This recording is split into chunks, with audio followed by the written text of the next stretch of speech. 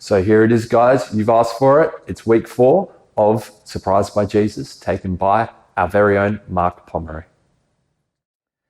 Well, hey there, Elevate friends and family. Great to have you with us for the 4th installment, and I think Tom's just mentioned that, of our series, Surprised by Jesus, where we're essentially looking at some of the parables that Jesus taught. Now, parables, not a word you probably use in everyday vernacular. Essentially, Jesus, what he did would teach or tell a story that was familiar to his audience, a cultural setting, something they understood. And then he would smash a spiritual truth, how the kingdom works, using that metaphor. And it made things very memorable. And so we've just been looking at some of those parables. The first one, we looked at the parable of the 4 soils. We called it Surprised by Growth, because when Jesus taught, often the things he pointed to or revealed or highlighted were kind of different from what some people thought God's kingdom worked like. And this first one really talks about the condition of the heart as being a primary qualification of whether or not we're going to produce kingdom fruit in our lifetime.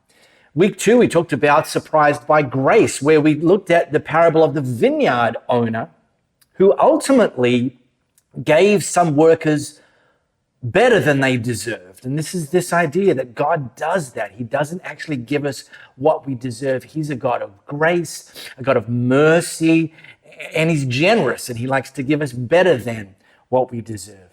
Last week, we looked at Jesus talking about 2 people who built their houses, and they built them on different foundations. We call this Surprised by Rewards, and that there's a reward in building your house on foundation, especially when the storms of life come. You will be glad you did. So please go back and watch any of those 3 on this platform, or if you want to take us with you on your run, your walk, your commute, whatever it is, go to your favorite podcast app and search Elevate Church Perth, and you'll find this series there the first 3 weeks. Today, I want to take us to something that Luke recorded in another one of Jesus' stories. And if you've got your smartphone, you can use the camera or the scanner app and scan this. It's going to take you to Luke chapter 16. Now, because Jesus used stories and metaphors, there were some characters, some main pieces, some various moving parts. This story is no exception. This story, Jesus makes a hero out of someone in the story, and yet, spoiler alert, today's hero is probably not somebody that we might have expected Jesus to make the hero in this story. All right, here we go. Follow along. Jesus told this story to his disciples. There was a certain rich man who had a manager handling his affairs. One day a report came that the manager was wasting his employer's money. So the employer called him in and said, what's this I hear about you? Get your report in order because you're going to be fired. So this is the intervention meeting. Next time I see you, you'll be fired. In between, I want you to give me an account of what exactly it is you've been doing. The manager thought to himself, well, now what? I mean, my boss has fired me. I don't have the strength to dig ditches, and I'm too proud to beg. I know how to ensure that I'll have plenty of friends who will give me a home when I'm fired. So he invited each person who owed money to his employer to come and discuss the situation. And he asked the first one, how much do you owe him? The man replied, I owe him 800 gallons of olive oil. So the manager told him, look, take the bill and quickly change it to 400 gallons. And now, how much do you owe my employer?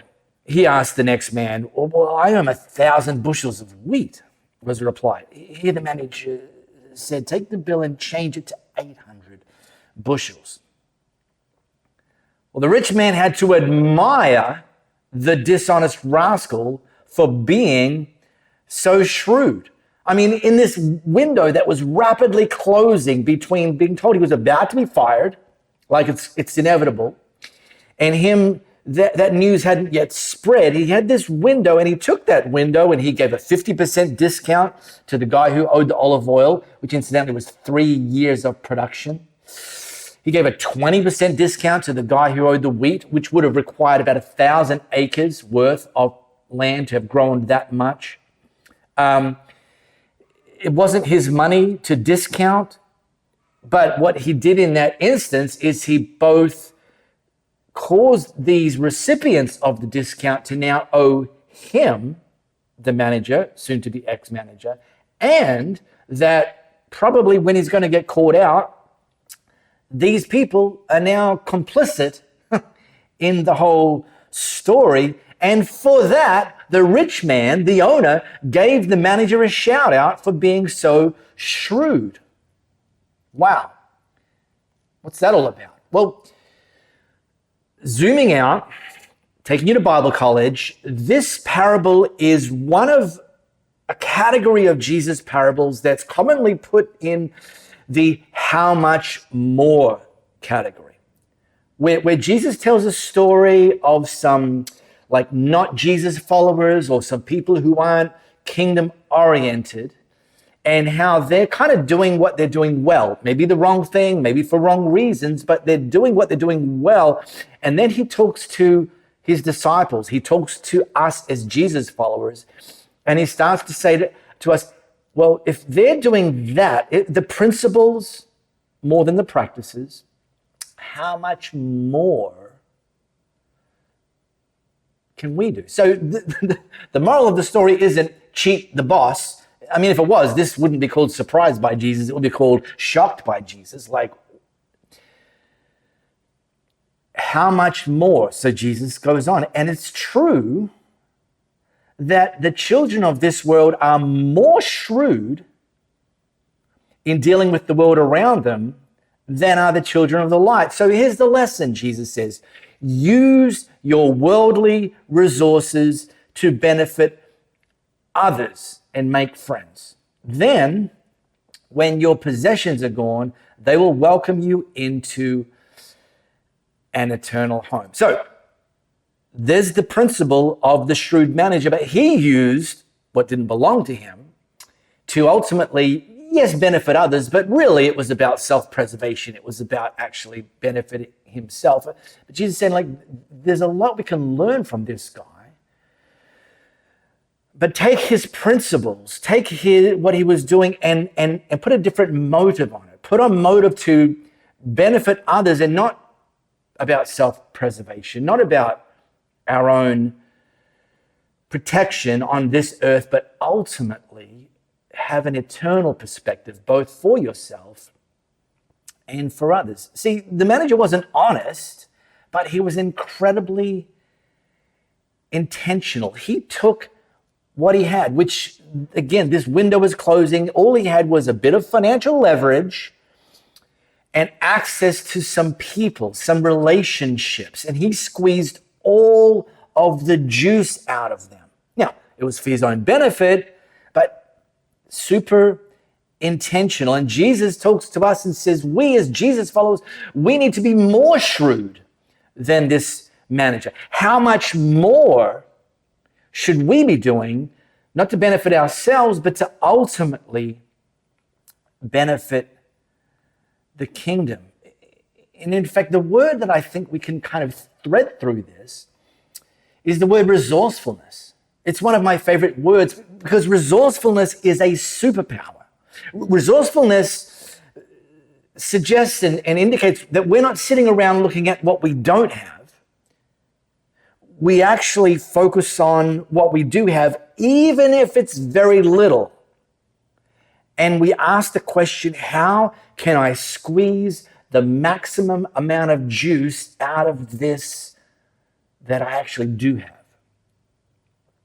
Remember my now wife, when we started dating, I decided I was going to cook her dinner, cook her a meal. Now, back then, my repertoire consisted of 2 dishes. My mum's spaghetti bolognese, my Australian born and raised mum, and my mum's apricot chicken. Now, Louisa, my now wife, then girlfriend, is full-blooded Southern Italian. So there was no way I was going to cook her a spaghetti bolognese. I'm not that stupid.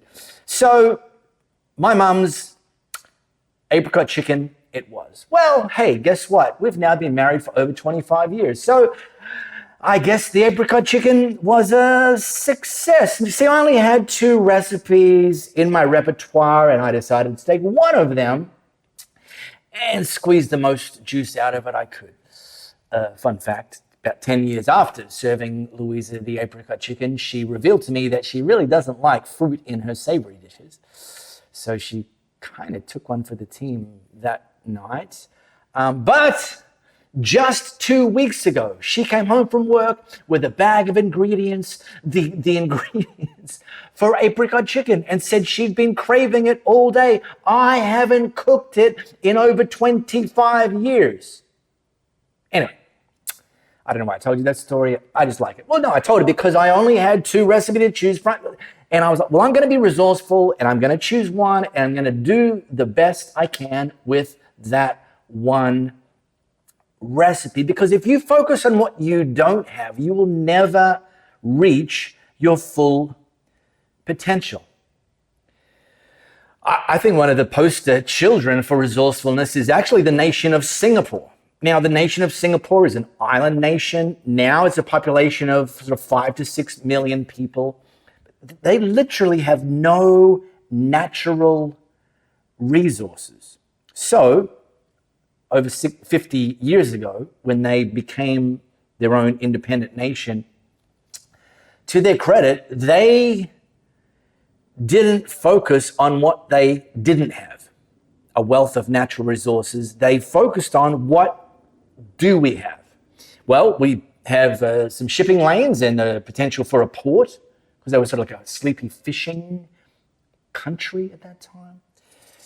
We can probably develop some financial nous. We can certainly have a solid work ethic, and we're determined to do this and build a great nation. And they packaged these all up into resourcefulness. And now Singapore, who last month celebrated their 59th birthday, is a benchmark global leader on multiple measures around economic well-being, lifestyle well-being, home ownership, education, quality of life, safety. And this came about because of resourcefulness. What do we have? If you walk into an Amazon headquarters, not a fulfillment center, like their headquarters in Seattle, for example, somewhere you'll see a sign, something like this, that just says day one. And what they're trying to do by giving you this visual reminder as an employee is think like it's day one. There was a time when it was day one. And when it was day one, it wasn't the behemoth, the global monolith that it is today. It was a startup that had no guarantees of success, that every day they had to hustle, every day they had to be resourceful. Well, today, that very successful company still wants their team members to be thinking like it's day one. Have a sense of urgency, maximize every available resource. Time is short, make the most of it. So, what do you have? Well, I'm going to kind of play Captain Obvious here. If you're a Jesus follower, there's 3 key things you have. Well, actually, there's 4. I'll come to the 4th one soon. The first 3 is what's kind of been known in a memorable way as time, talents, and treasure. Time, talents, and treasure. Now, everyone's got an amount of these. You might not have as much of these as someone else, but you have something. And the good news is God doesn't call you and I to put into play what we wish we had, what someone else has. He calls us to put into play what we do have, to squeeze the maximum amount of juice out of what we do actually have. See if the crooked manager whose window was closing, who had only access only to a couple of things, if he could squeeze the maximum amount of juice out of them, Jesus is saying, how much more should followers of Jesus squeeze the juice, be resourceful with what we actually do have? So, starting with time. Now, everyone's got 24 hours a day. So, no one can say you've got more time than others, but it's fair enough to say some of us have more obligations than others, maybe more complexity than others. So, it might be like more disposable time. That's one way to think of it. And again, you're not needing to compete with someone else, but one of the things in 2024 that I've observed is life for so many people has kind of boiled down to work, family, and relax, and then repeat, which are all good things. And I think we have to do all of those things and do them well and do them consistently. But we're made for so much more than only work, family, relax. We're made to give some of our time to kingdom investments, to squeezing some of the juice out of the time we have to ensure there's a kingdom benefit to the short window that we have while we're on this earth. So time. Then there's talents. Now again, you've got some talents. I've got some talents. They're God-given. He entrusts them to us. People you know have some talents. And we're all going to have different talents, and we're all going to have different measures or different capacities of our talents. But all of us have some talents, and God has entrusted them to us so that we would take them and intentionally make a kingdom contribution. And then there's treasure, finances. And again, God blesses us with the opportunity to earn an income through our job, through our business. But he constantly reminds us that all that we receive isn't just for us, that we are called as Jesus followers, not just to preserve our own quality of life here on this earth, but to actually take a portion of the finances that God entrusts to us and make a kingdom benefit by giving those finances, including to and through the local church. And so this idea of resourcefulness around time, talents, and treasure, as we do that, guess what? Here's some great news. It's a pathway to increase. And I'm going to show you that in a moment by the very next thing that Jesus said. But also, and you'll see this for yourself, lack of resourcefulness or lack of willingness to be resourceful with what we do have will actually be a ceiling to increase. So what's it going to be? Pathway to increase or ceiling to increase? Because this is what Jesus then said, the very next words. If you are faithful in little things, in what you do have, well, you'll be faithful in large ones.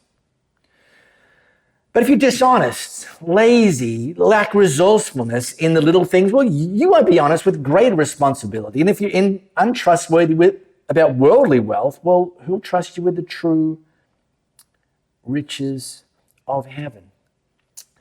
So in this limited window of time that the manager had, which, by the way, that's true for us too. Tomorrow is not guaranteed, people. He had access to some financial leverage, even though it wasn't his. And the second thing is he had access to relationships. And this is what investing and squeezing the juice out of it, being resourceful with our time, our talents, and our treasure ultimately points towards.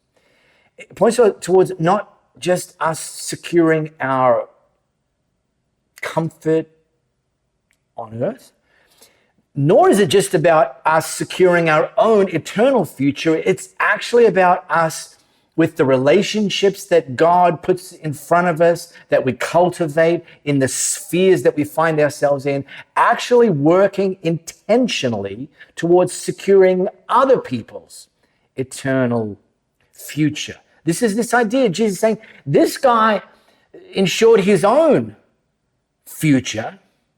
How much more should followers of Jesus orient their time, their talents, their treasure to securing the eternal future of other people? Now, in case you missed it, Elevate Church is 74 years old this year. And this is the group that launched what's now Elevate Church. They didn't launch it as Elevate Church. In fact, they kind of didn't launch it as a church. In 1950, this group of people, and this is the only record we have of them, met in a park nearby to teach Sunday school to a group of kiddos. They called themselves the Wayfinders, and 4 years later, they became an official church. I would give almost anything to have been in the room listening to the conversations they were having prior to launching this very humble beginning in 1950. Because it looks to me like they probably weren't sitting around lamenting what they didn't have. Well, we don't have a building. We don't have a fancy PA system with flashing lights. We don't have social media to promote the launch of our Sunday school. So I guess there's nothing we can do then. Seems to me that they likely sat around in 1950 or the run up to 1950 saying, well, what do we do have? What have we actually got, and how can we squeeze the most juice out of that to actually orient our time, our talents, and our treasure to securing the eternal future of other people? Well, this photo suggests they had some Bibles. They probably had, well, they invariably would have had some talents among the adults.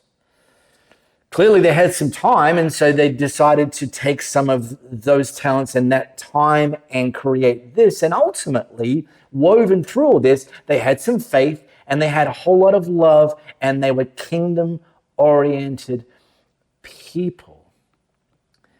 This was day one. And I want to encourage us to always think like that. Welcome to day one. What do we have, and how can we orient our time, our talents, our treasure in the relationships that God's entrusted to us to squeeze the most juice out of it to benefit God's kingdom and the people that He wants to see in them? That's our mandate. Reach people, build people. That's our opportunity in 2024. Reach people, build people. Inspired by a crooked manager. Who knew?